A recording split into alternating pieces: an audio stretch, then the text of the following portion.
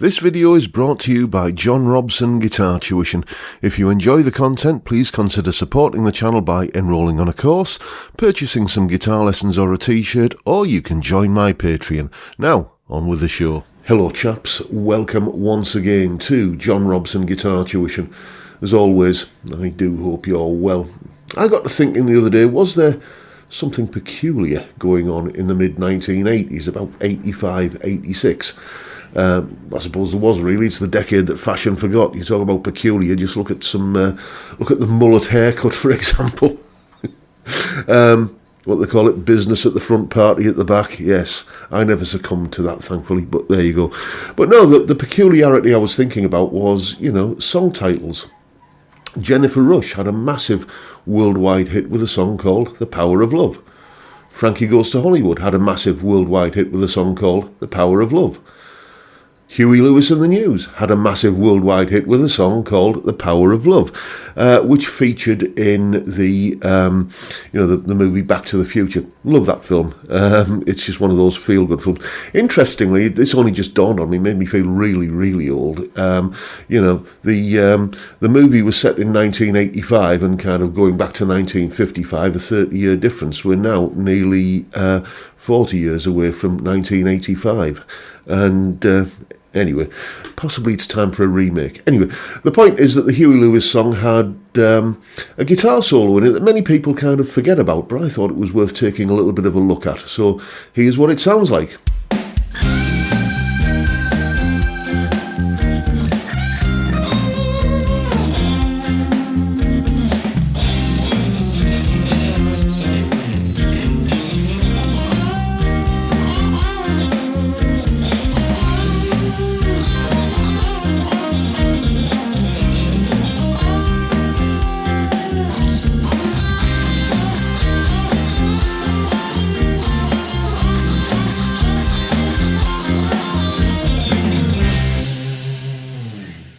So that's my rendition of the solo from that Huey Lewis and the News song. Here's a little bit of an explanation about what's going on in the solo. Solo explanation. Okay then, starting as always with what we're playing the solo over. It's basically a 2-chord vamp that's going from C minor to F major. Kind of a bit like this.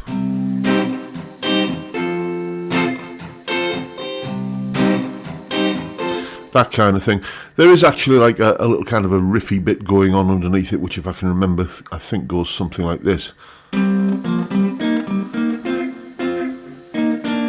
Like that kind of repeating round and round, but it's essentially C minor to F major. And the theoreticians out there will be no doubt saying the word Dorian mode at the moment, but we're not going to really go anywhere near that. Because we don't need to, because most of this solo, apart from one note I believe, is nothing more complex than the C minor pentatonic.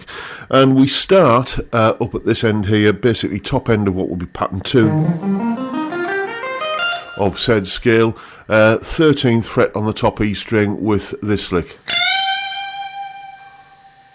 Hold that for quite a while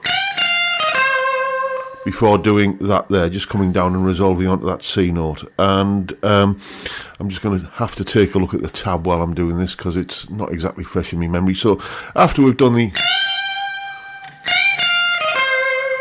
come down into this position here and again we just hang on to that look to that C note there for best part of a bar. Well, it's actually just over a bar. Then we do that same sort of grace note hammer on again, and we end up with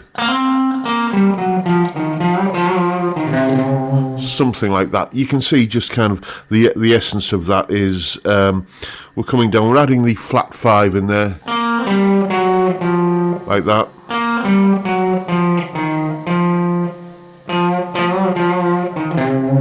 And then coming down into this sort of lower extension of that pattern there. Then we make a move to go back up again. Again, this is all just C minor pentatonic with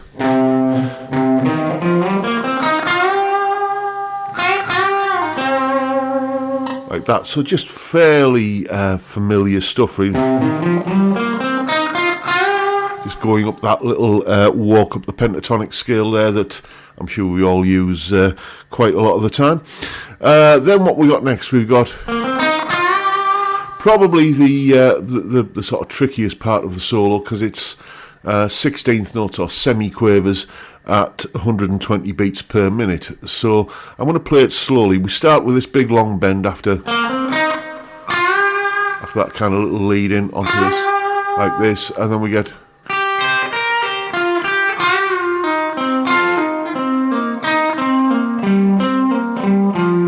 like that. So let's play that again.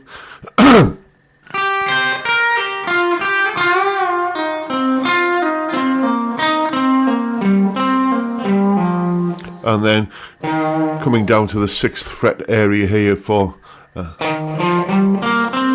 just a straight walk up. And what makes that sort of contrast there quite nicely is that this part is all in triplets, okay, 1 and 2 and the previous lick, that sort of descending thing, which is in 16th notes, is, as I say, in 16th notes. So you're getting and 4E and 1E and 2E and 3E and 4E and 1 and 2 and then finishing on the same bend that we started that with. So just that sort of interplay, that rhythmic variety between kind of 1E and a 2E and a 3E and 1 and a 2 and a 3 and is partly what kind of makes the solo sound so interesting, I think, and just variety of phrasing. We talking of such things, we have a little Chuck Berryism coming up in the next bar. We start with this here, just this kind of little 8 to 10 hammer on the 3rd string, E flat to F and then G here, and then we have this this kind of lick here, and this is basically just doing a little bit of syncopation where we've got 1 and 2 and 3 and 4 and like that. So it's essentially a lick which is 1.5 beats long, and it's being repeated. So what's happening is that this first kind of pair of notes, or the first note, if you like, in the repeating lick is landing on the beat, 1 and 2, and then when we come back to it, it's happening on the and of 2, and so 1 and 2 and 3 and 4 and like that, and then we're up to this kind of area again now, where we're kind of sort of where we started off really, for a little double stop lick, which actually includes this A note here, which isn't in the C minor pentatonic, but it is in the F chord that's happening underneath. So we've got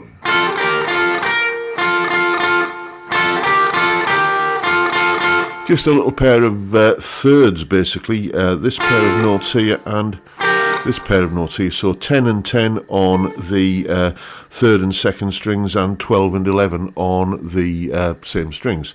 So then we're back into this kind of look that we've just seen, that we saw a moment earlier, but the rhythm is different this time. This time it is triplets, so it's 1 and 2 and 3 and 4 and like that. Which gives a really nice contrast to the last time you heard it. Then the final bar again is triplets all the way, so 1 and 2 and 3 and 4 and it's a descending lick that starts off with some double stops. Again, a little bit of a Chuck Berry kind of bend coming up in here, where we've got that's it. There you go, 1 and 2 and then